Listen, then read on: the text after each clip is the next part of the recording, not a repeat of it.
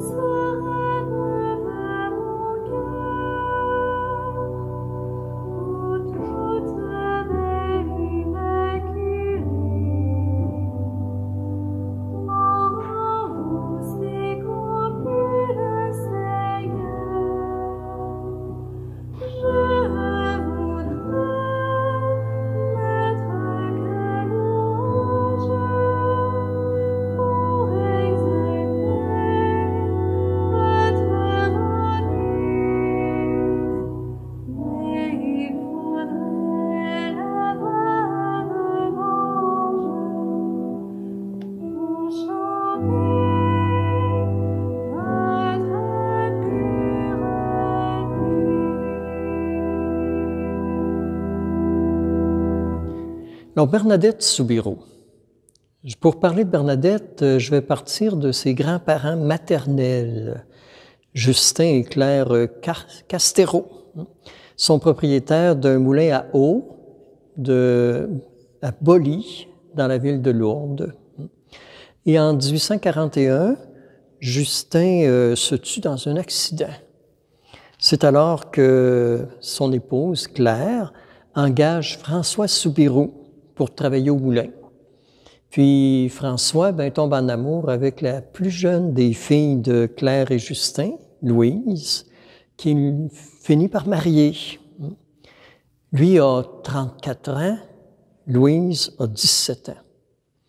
Alors, il se marie le 9 janvier 1843 et quelques mois plus tard, 9 mois plus tard, naît Bernadette, qui est l'aînée de la famille, puis elle aura après elle une sœur et 3 frères. Tout va pour le mieux. Bernadette est de santé fragile, mais à part ça, tout va pour le mieux. François est gérant du moulin familial de son épouse. Il est plutôt mauvais gestionnaire parce que trop de compassion pour les pauvres. Alors finalement, le moulin fait faillite en 1854. 1854, en France, c'est une année importante parce qu'il y a une épidémie de choléra. Ça me fait penser au COVID. Juste en France, en 1854, on compte 150 000 morts du choléra et plus ou moins 30 à Lourdes, qui à l'époque est une ville de 4 000 personnes. Bernadette est rendue à 11 ans, elle tombe malade. On pense que c'est le choléra, mais finalement, c'est l'asthme. Bernadette fait des crises d'asthme. Puis François, avec tout ce va-et-vient, puis le choléra, puis tout ça, il finit par perdre son travail.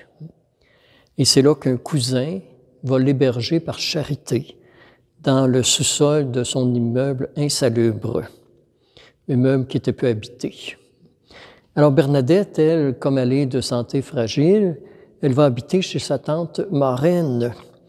Puis sa tante la garde à condition qu'elle fasse le ménage, puis qu'elle fasse à manger. Puis sa tante est propriétaire d'un cabaret. Fait que Bernadette va faire le ménage aussi au cabaret.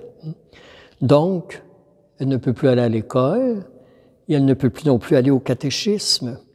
Ce qui fait que le curé la refuse pour faire sa première communion. Parce qu'elle est pas assez connaissante. D'où l'expression qu'elle disait, « La Sainte Vierge me choisit parce que je suis ignorante et pauvre ».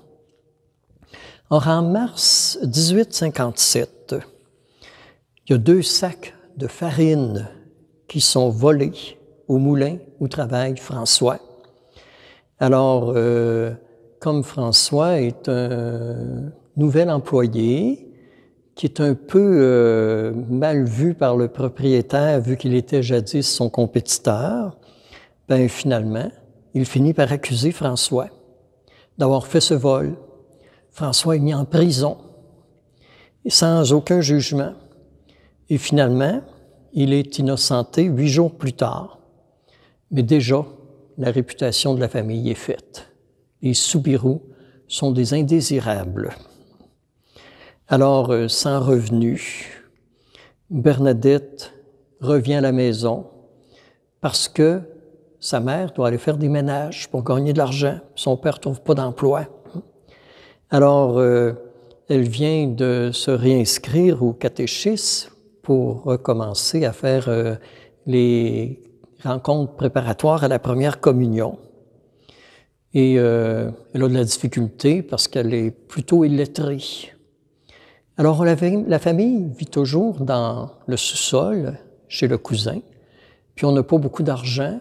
Fait que les filles, Bernadette et sa sœur, vont chercher des branches d'arbres morts pour trouver ce qu'il faut pour chauffer la maison, des branches d'arbres qui sont tombées dans les champs. Un jour, elles vont chercher des branches. Puis là, il faut traverser la rivière, qui n'est pas très haute, à peu près un pied d'eau, un pied ou deux peut-être, là. Mais sa sœur est avec son amie, puis elle dit à Bernadette, « Tu te sentais fragile, toi? Reste ici. Puis moi puis mon ami, on va aller de l'autre bord de la rivière. » Alors voici ce qui arrive. Et ce que je vous cite maintenant, ça vient du bréviaire, un extrait de la lettre de Bernadette qui a écrit au père Gondrin en 1861. Alors, elle écrit « J'allais au bord du Gave ramasser du bois avec 2 autres petites. J'entendis une rumeur. Je me retournai du côté de la prairie. J'ai vu que les arbres ne remuaient pas du tout. Alors, je levai la main en regardant vers la grotte et je découvre une dame habillée de blanc. Elle avait une robe blanche puis une ceinture bleue. Quand j'ai vu cela, je me suis frotté les yeux. Je croyais me tromper. J'ai mis la main dans ma poche pour y sortir mon chapelet. Je voulais faire le signe de croix, mais j'étais incapable de porter ma main à mon front. La vision a fait le signe de la croix. Alors, elle a commencé elle-même à réciter le chapelet.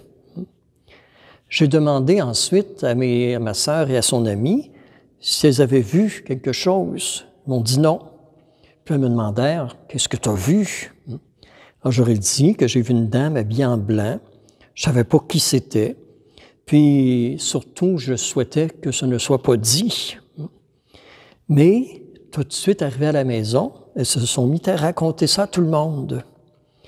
Puis, pour être sûr que la dame ne restait pas là, je suis retourné le dimanche suivant. Je l'ai revue. La dame m'a parlé à la 3e visite. Elle m'a dit qu'elle aimerait ça que j'aille la voir 15 jours consécutifs. Puis elle m'a dit que je devais demander au prêtre de faire construire une chapelle ici, puis que je devais gratter pour aller boire à une source d'eau qui était une fontaine. Voyant pas d'eau, j'ai voulu aller boire dans le Gave. Elle m'a dit non, non, non, non. Elle me fit signe avec le doigt, me montrant la fontaine. J'y fus, je ne vis qu'un peu d'eau sale. J'ai porté la main, je me sentais pas capable d'en prendre. J'ai gratté. Puis après 3 fois que j'ai essayé de boire, finalement, l'eau était bonne. Puis la vision a disparu. Je suis revenu pendant 15 jours. La vision arrivait tous les jours. Et là, la nouvelle se répand. Le curé, celui qui m'avait refusé pour ma première communion, m'invite à aller le rencontrer au presbytère. Et là, il se met à me poser des questions. Qu'est-ce que c'est que ces apparitions-là? Lui, dans le fond, il croyait que j'avais trouvé une façon de rendre notre famille plus sympathique puis d'attirer les dons. Alors, finalement, il m'a dit comment qu'elle s'appelle, cette dame-là? J'ai dit, je ne sais pas. Fait que là, il a dit, la prochaine fois que tu vas la voir, tu vas lui demander son nom. Alors, je me rends plusieurs fois où elle se trouvait. Je lui pose la question une première fois. Quel est votre nom? Elle ne me répond pas. Quel est votre nom? Elle ne me répond pas.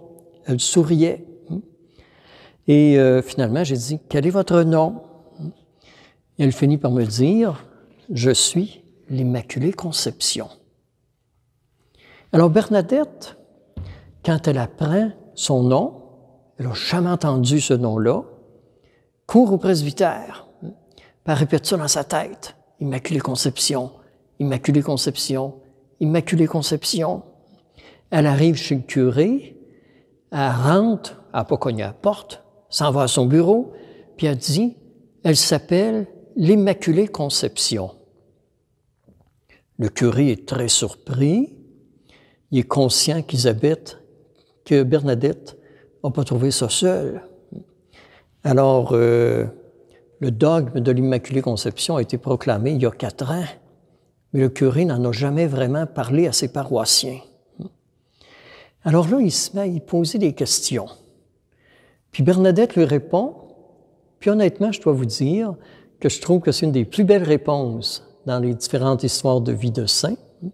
Bernadette lui répond, « Monsieur le curé, la Sainte Vierge ne m'a pas demandé de vous convaincre. Elle m'a juste demandé de vous dire son nom, comme vous l'avez demandé. » Moi, ce que je comprends là-dedans, c'est qu'on n'a pas à convaincre personne des réalités de notre foi. On a juste à vivre au maximum le meilleur de nous-mêmes et à être des témoins par notre façon de vivre au quotidien. C'est le plus grand discours que Bernadette a tenu sur Dieu et c'est ce même discours qu'on est invité à tenir nous aussi sur Dieu aujourd'hui.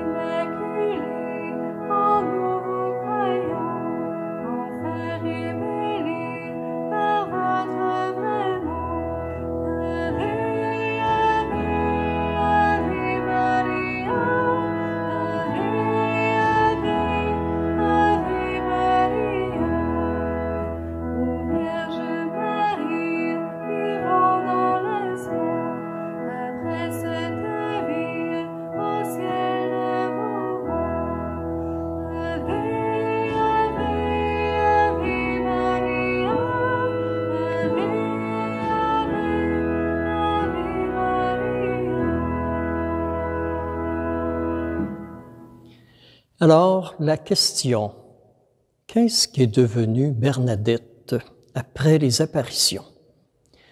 Évidemment, le monde étant ce qu'il est, on s'est mis à aller à Lourdes et on voulait tous voir la petite fille qui avait vu la Sainte Vierge.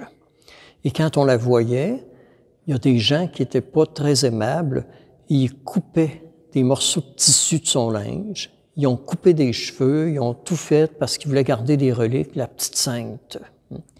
L'évêque, pour la protéger, a fini par l'envoyer chez les sœurs de la Charité de Nevers, un petit village aussi pas très loin de Lourdes.